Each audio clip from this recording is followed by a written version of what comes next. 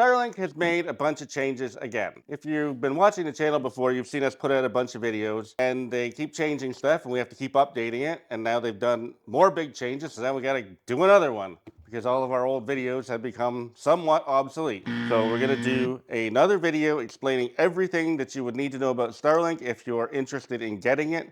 We're going to touch on everything relevant about it, including all of the residential stuff, the roaming stuff with the mini, the routers, the kits, pretty much anything you can think of. So we're going to jam it all in here as fast as we can. So anyway, here we go.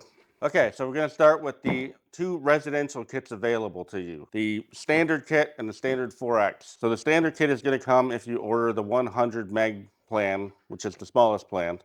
And then if you get the middle plan or the higher plan, you're going to get the standard 4X. The dishes are both the same. They're both generation 3 dishes because a lot of people ask that about the mounting. So they're Gen 3 dishes, but they're both standard 4s.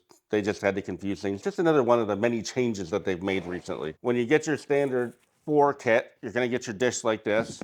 Doesn't come with a mount. We'll talk about that in a bit. And then you're going to get your power supply and you're going to get the mini router with it, and you're going to get 50 feet of cable. You're going to get the mini router with the standard 4, but with the standard 4X, you're going to get the much better router 3. This thing is wonderful as a router. This thing is not. Talk about that later. Okay, I'm going to talk about something I haven't talked about in any of the other videos, and it is relevant, and I'm having to deal with it a lot right now because there's a lot of people with some real line of sight issues. So line of sight is having no trees basically between you and the satellites. So in the Starlink app, you can open it up and you hold it up to the sky and blah, blah, blah, blah, blah, blah, blah. It's going to tell you if you have obstructions or not. The thing has never been accurate. You require a lot less space than what the app says. How much? I can't tell you that. It's all kind of a trial and error thing. I've done hundreds of installs, so I can just look up and tell you if you have enough space or not, and then work with that. And then after it's online for 5 hours or so, it fills in all of the obstruction reports, and then it tells you if it's going to cause outages or not. So we did one last week, and we're going to put up the video of it, where I had to put it up on an 8-foot mount to get over the trees, which we didn't quite make it. We were skiffing the trees a bit. So the customer sent me the obstruction report, and they have a bunch of partial outages, very short outages, like 2-3 seconds at a time. They're very happy with the service. They're not complaining about it, but technically it is obstructed. So that's something you got to think about with Starlink. But most of you, if you're in areas like that where you have no cell reception and you got trees, and you're just going to have to do what you're going to have to do. If you don't have open sky to the north, it gets kind of tricky, but it is not impossible to get around. So we have installation videos, and of course you'll have that one coming up as well. Starlink has now an installation program. This is pretty new as well. I'm trying to get feedback from it. I asked people before when we made these videos, nobody's given me feedback yet. I have a customer that did sign up for it before he talked to me, so I said, just keep it and let me know how they do, and I'll come out and inspect it, because it's a very new program, and I know from experience it takes a couple of years to get these programs going pretty good. So if you're going to get the installation program because you don't want to do it yourself, once again, we have videos showing you how to do it yourself. If you don't want to do it yourself and you want to get the installation program to do it, at least watch our videos so you can see what a professional installer does. That way, when they're installing it, you can kind of watch what they're doing and make sure that they know what they're doing. Okay, so let's talk about plans now, because this is pretty relevant to all of you. 95% of my customers just recommend that they get the 100 meg plan. Starts at $55 US. $75 Canadian. We're going to put the prices of the plans up on the screen, so I'm not going to have to rattle them all off here and bore you. You're going to get the standard kit with the small plan, and you're going to get the standard 4X with the bigger plans. We do have a referral link down below to give you a free month of internet. So if you want to see what's available in your area for plans or whatever, just click the referral link and put your address in, and it'll pop up and tell you what's available. And that's where you can also look at what the cost of the installation program is too, because that does vary depending on the plan. So now let's talk about rental versus buying. So this is a rental kit. This is going to the customer's house. I'm just borrowing it for this video. This one is one that I bought to make videos. So yeah, I have a $500 prop here that I just keep using in videos. It'll get installed eventually. So the break even is 3 years. So if you're going to have it any longer than 3 years, which I don't know how you're going to know that, then just buy the thing. My kind of rule is if you're a permanent resident, you're going to have it on year round, just get the rental unit, because a lot changes in even a year, let alone 3 years. You want to have it on seasonally, which happens here a lot. You want to have it on for 3 or 4 months out of the year, then you could just buy the thing, turn it on and off as you wish. But then also you might want to consider going to the mini if you're going to be doing that. So the reason why there's a break-even point now with the rental is because even though it was free for the last several months, the rental is now $10 a month. $10 in the US, $10 in Canada. So the US is losing a little bit more than the Canadians are. But that's why we have a break-even point. So, but still, even so, I would recommend just getting the rental if you're going to have it. Once again, if you're a year-round resident, just get the rental unit. There's no point in buying it. That's my opinion, of course. Do all the math and make up your own mind. There's something to be said for owning your own stuff too, so you're gonna have to think about that one. I'm always just trying to make the customers as happy as possible for right now, but you gotta think long-term for yourself. If you want to buy the system and you want to use the referral codes, then all you do is you use the referral code and you go in and you select the Roam packages, and then you get the system sent to you, because you can only, I think in most places you can only sign up for the rental on residential, but if you go into the Roam and you put in your address to get it shipped to you or whatever, then as soon as you get it, you just turn it from Roam into residential, and then you'll get your free month of service. It's a weird kind of go around that you have to use. I don't know why Starlink has it that way, but that's what they told me to do. So the demand surcharge is something to also consider too. If you're using it seasonally, there is a risk that if you suspend your service, put it on standby mode even, and you go to put it back on months later, you might get nailed with a substantial, possibly surcharge of up to $1,500 American. It could also be as low as $100. We don't know where these surcharges are being implemented. There's no warning, so there's no way to know if you're going to get dinged with it or not until you go to do it. The only way around it is to keep your plans active. And that's one of the advantages to doing the rentals with the plan staying on. But once again, you guys are gonna have to think about that for yourselves. So if you buy your dish, you can change your plan whenever you feel like it.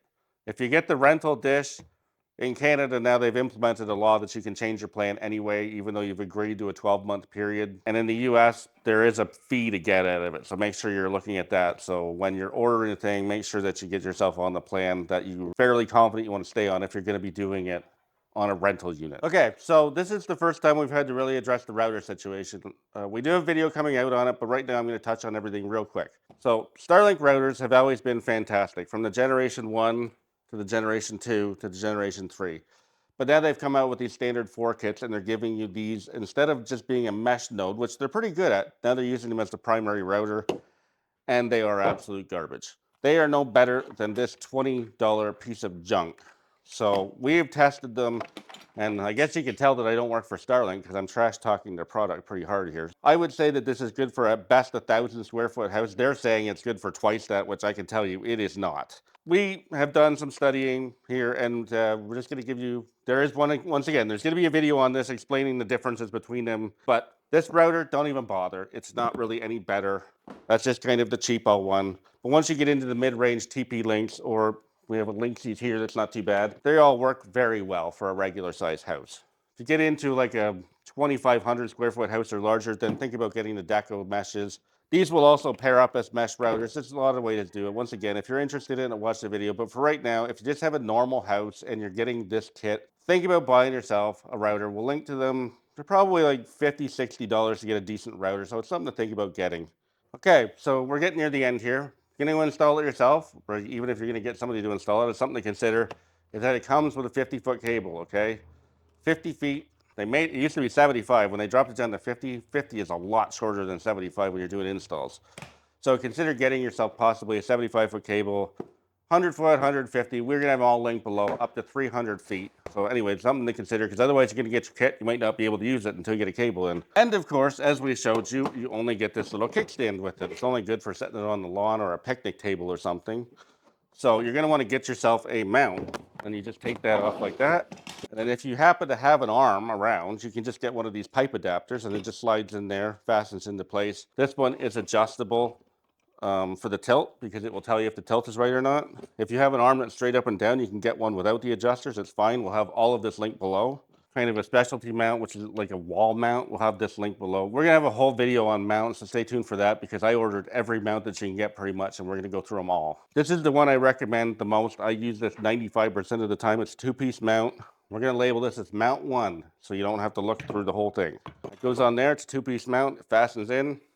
This goes on the building. This tilts down so it can go on the roof. It can go on the fascia. It can go pretty much anywhere you need. If you have to have it like that, you can compensate, because of the tilt on it is by far the best mount on the market, and it's not made by Starlink. They do not make a mount anything like this. So mount number 1. Okay, just a heads up for you guys out there that have rural internet.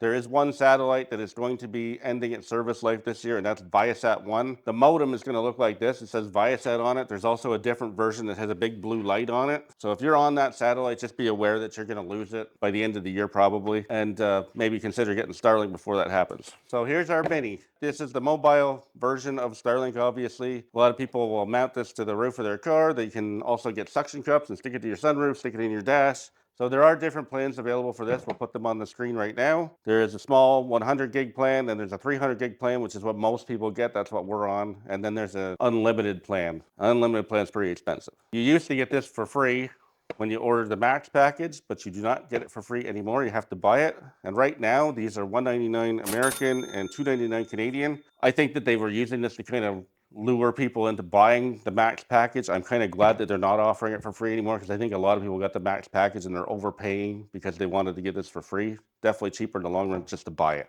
Okay, so there you have it. Hopefully this information stays relevant for at least a couple weeks. If you have any questions about any of this, just put it down in the comments and I will try to get back to you with the best information that I can. Try to hit on everything in a short period of time. Probably missed something. Maybe didn't get something right. So yeah, just ask. Of course, like and subscribe if you wouldn't mind. If you get value out of this, maybe consider using our Buy Me a Coffee link to give us a small donation. Remember, you use a referral link down below if you want to order it. That helps us out as well. And all of the links are in the description as well. Okay, thanks for watching. And here is an installation video of a Standard 4.